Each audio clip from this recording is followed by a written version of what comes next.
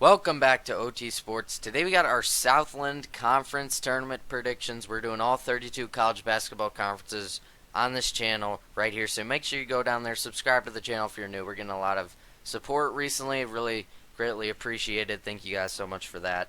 If you enjoyed this video, make sure you leave a like, turn on the noties to make sure you don't miss out when we upload videos. We're doing about 3 a day, and by the end of the day today, we'll have 16 conference tournament prediction videos out.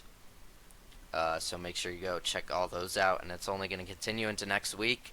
Hope you guys are enjoying this little series we got going. As always, my Discord next are linked in the description. You could join that, you could follow that, whatever you'd like to do. But let's look at this bracket here. So this is another one of these leagues where they do it similar to how the West Coast Conference and the Ohio Valley. So the Southland gives a pretty hefty advantage to the higher seeds here. But we're going to start all the way in the back, the 5 versus 8 matchup. So we got New Orleans, I believe, is the 8 seed there. And they are taking on Southeastern Louisiana. And ultimately, I am going to go with Southeastern Louisiana. They're kind of alright offensively and defensively. There's nothing too special about them, but New Orleans has just been abysmal this year. They're one of the worst, 20 worst teams in KenPom efficiency, so I will go ahead and take Southeast Louisiana. Looking at the 6 versus 7 matchup, we got Northwestern State taking on Texas A&M Commerce. So Texas A&M Commerce, they're pretty low down in KenPom. They're 12 and 19 overall, but they actually have a sneaky little defense. It's not like great or anything, but compared to the other teams in this range, it's pretty high up. 282 in defense. Northwestern State. Northwestern State is they're doing all right. They're 6 spots higher in KenPom than Texas A&M Commerce. They're 9 and 22 though overall record.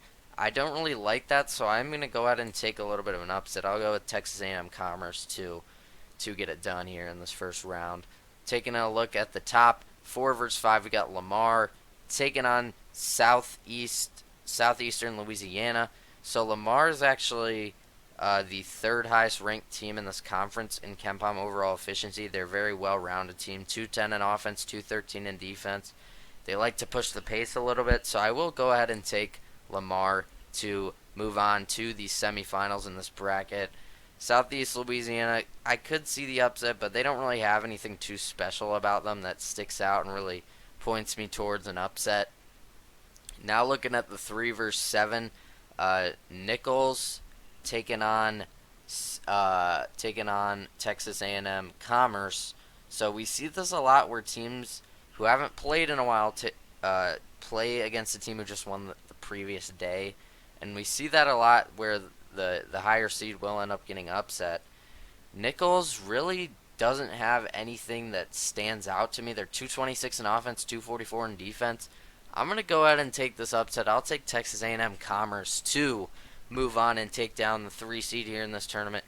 This conference is pretty weak besides the top 2 seeds.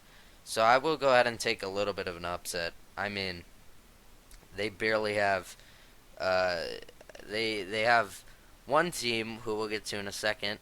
They have 2 teams inside the top 100. One team is pretty clearly better than the rest, and that team is McNeese State. They've been considered for an at-large bid, and I think I don't know if they have a case just because of their weak schedule, but they could.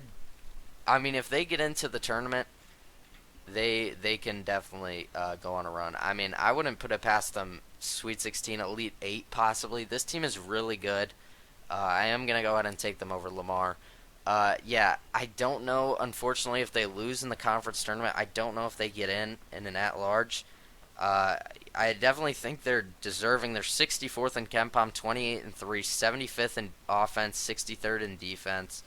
Really well-rounded team, really just a good team, and they're in the range of some bubble teams, Providence, Seton Hall. they're close to Drake, Oregon, Virginia, UNLV, Ole Miss, Richmond. A lot of bubble teams. They're either ahead or just behind, and I think they definitely deserve to get in the tournament. But unfortunately, if they lose, I don't know if they get an at-large, which does suck. But I will go ahead and take them to beat Lamar.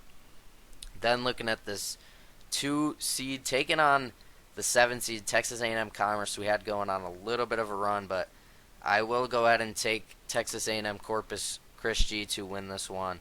They're the only other team that's close to being positive overall in KenPom. They are 264th in offense, but the thing that stands out about them is they're actually a top 100 defense. They're ranked 99th in defensive efficiency, which I do like, and I don't think Texas A&M Commerce can really, I can't really make a case for them to go any farther. They had a nice little run here, but I will go ahead and take Texas A&M CC to move on to the Southland Conference title game. But now looking at this title game, we got McNeese, the heavy favorite in this one, going up against the 2 seed in Texas A&M Corpus Christi. Now, I do think Texas A&M Corpus Christi will make this interesting. Their defense is very good. Like I said, 99th in defense. McNeese, very well-rounded team, 75th in offense, 63rd in defense. I think that McNeese might struggle a little bit scoring the ball in this matchup. But ultimately what it comes down to is I don't know if Texas A&M Corpus Christi will be able to score at all against this McNeese team. I mean, McNeese 63rd in defense compared to Texas A&M Corpus Christi's 264 in offense. I think McNeese is good enough where even if they struggle offensively against a pretty good defense in Texas A&M Corpus Christi, I think they'll be able to score more than them. Because, their offense is just abysmal, and McNeese State's defense is really good. So I'm going to go ahead and take McNeese. I'll take the favorite. It's the boring pick, but I really don't see a world where they don't come out of this conference. And they will probably be looking at a 12 seed. They'll be a very trendy 12 seed over 5 seed upset, depending on who they get matched up with in the tournament. And yeah, like I said, I could see them Sweet 16, possibly Elite 8 team. This McNeese State team is very good. They've been in the conversation for the AP Top 25 for the majority of the season. Like I said, there's been a small group saying they should get an at-large bid. I don't think they will if they don't win the tournament, unfortunately, but I do think they will end up winning the tournament. So, if you're McNeese State, don't get comfortable. You got to take care of business, win this tournament, because if you don't, I don't know if you're getting in. But I will go ahead and say that they do take care of business and win the tournament and punch their ticket to participate in March Madness. So yeah, that's going to do it for the Southland Conference Tournament predictions. Hope you guys enjoyed this one. If you did, make sure you go down there, leave a like on the video, subscribe to the channel if you're new, turn on the noties to make sure you don't miss out on any of our content. We're posting a bunch of content. Not only do we do college basketball, we do college football, NFL, NBA, and MLB. So if you're interested in any of that stuff, go down there, hit the subscribe button, and we'll have some content for you. But yeah, that's gonna do it. As always, my Discord next to the link in the description. You can join that, follow that, whatever you'd like to do.